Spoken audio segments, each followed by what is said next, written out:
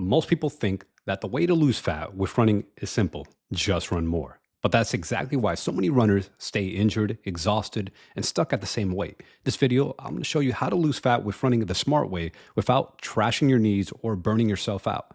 I'm Dr. Ray Peralta, physical therapist, run coach, and I've helped hundreds of runners get leaner, stronger, and pain-free. So if you want a copy of this Google Doc, get in my free online run group, link in the description. So why most runners struggle to lose fat, even when they're running a lot. See, running daily, but diet, training structure, and recovery are not aligned is a recipe for disaster, right? People think that they could just outrun a bad diet, like, oh, but when I was younger, the thing is when you were younger, you probably had a higher metabolism, right? And sure, can you do extreme amounts of exercise? But the thing is, people will tend to fall into a homeostasis, into a balance, right? You tend to eat a bit more to make up for the extra running that you're doing. Can you potentially lose weight with just exercise alone? It's extremely slow, right? It's possible, but it's like over a year or two, you may lose like 5 pounds or so, 10, like it's a very slow trajectory.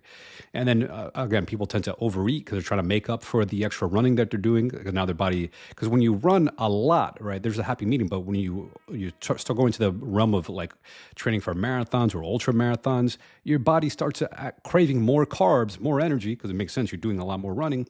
The thing is, then you start again hitting this homeostasis. You're in a maintenance phase. Essentially, your body's not trying to lose more because it's trying to save as much energy as possible. And then you may be eating processed foods while, again, assuming that running burns it off. And again, it's a very slow process where these studies that show that exercise helps. Again, it's a very slow study. What works even better is diet plus exercise, right? And the other problem is just doing one type of cardio, running in this case, even if you're just going all hard all the time or easy all the time, it's still going to lead to plateau. Whether you're doing high intensity or doing zone 2 cardio, if you just rely on running alone without changing your diet, it's an extremely slow process. And many people just end up keeping the same weight. This is where you get people who are still overweight, even though they train for marathons, right? And maybe that's not their goal. And I understand that. But for the folks who is their goal to lose weight, sometimes they get frustrated because like, oh, I'm doing all this running, yet my weight's not barely moving. Maybe I lost a pound or so, but it's been months, right? And the other thing is that many people just focus on running and then skip strength training, right? They end up losing muscle, and muscle mass is metabolically active tissue. So if all you're just doing is running, you ignore strength training, that's going to further slow down your metabolism. That's another,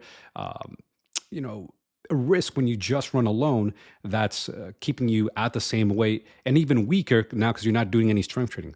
So if you're in your 40s or above, right, relying on extreme diets or random workouts isn't sustainable either. Thinking like, oh, I'm going to do, some hardcore diet, ketogenic or intermittent fasting. Now, I do like intermittent fasting, but sometimes people take it to an extreme, like, oh, I'm going to fast for a whole week.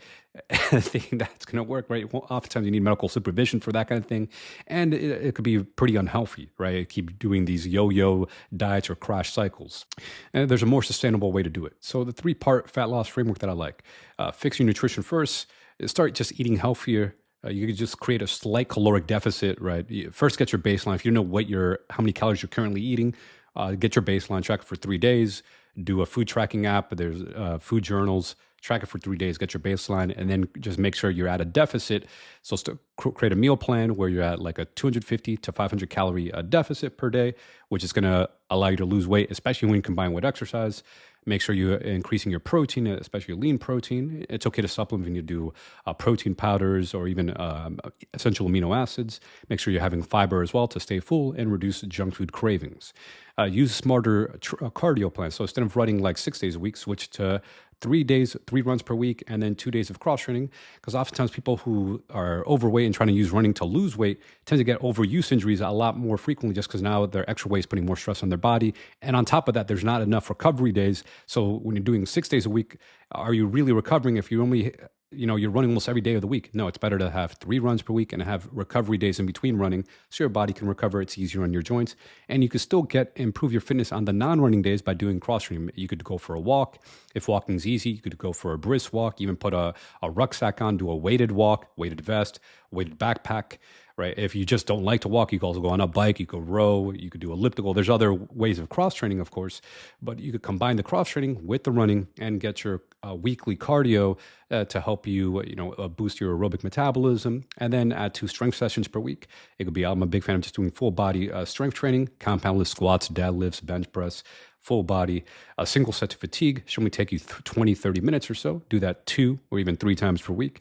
This is going to complement your running nicely and also help with your weight loss as you improve your muscle mass. That's a metabolically active tissue. So the more muscle you have actually helps eat or helps you burn more calories, right? And then you're stay focused on consistency, right? It's going to allow you to be more focused because sometimes people get burnt out from running 6 days a week, or they kind of lose, they get frustrated because they're not losing weight as appropriately. So when you dial in the diet, you have the strength training, and also with the cardio, you have this trifecta that will really kind of supercharge. This is where you're losing a pound a week, maybe up to 1.5 pounds, 2 pounds. It may vary. So, men do kind of lose weight faster than women on average, but both men and women can lose weight. And I think this is the optimal way to do it. The diet, exercise, right? Strength and cardio combined with the diet. And I've had people lose a pretty decent amount of weight that way. So what happened with smarter running with fat loss? More sustainable fat loss without knee pain. I've seen it, and even myself, I was actually a bit overweight myself, and in my clients, less burnout, higher energy, right? You're better able to stick with the schedule, improved endurance, and your body composition also improves because now you have more muscle mass as you're getting leaner. My client Brenda, who was a busy mom in her 40s, she lost like 24 pounds in 3 months while working full time, right? I know this is a really a big case, but she was really dedicated and committed to following the plan, and she made some like a very big transformation in just 90 days, right? And then she was able to maintain the results long term by avoiding the crash diet, and then being sustainable with the training plan.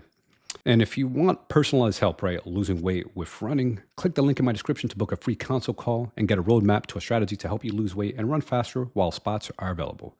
So running alone doesn't guarantee fat loss. Alignment with nutrition, right, smart cardio and strength training does. And if you focus on protein, fiber, 3 runs per week, 2 days of strength training, you can lose fat, protect your joints, and stay consistent even in your 40s and beyond without extreme dieting or excessive, marathon, ultra marathon level mileage.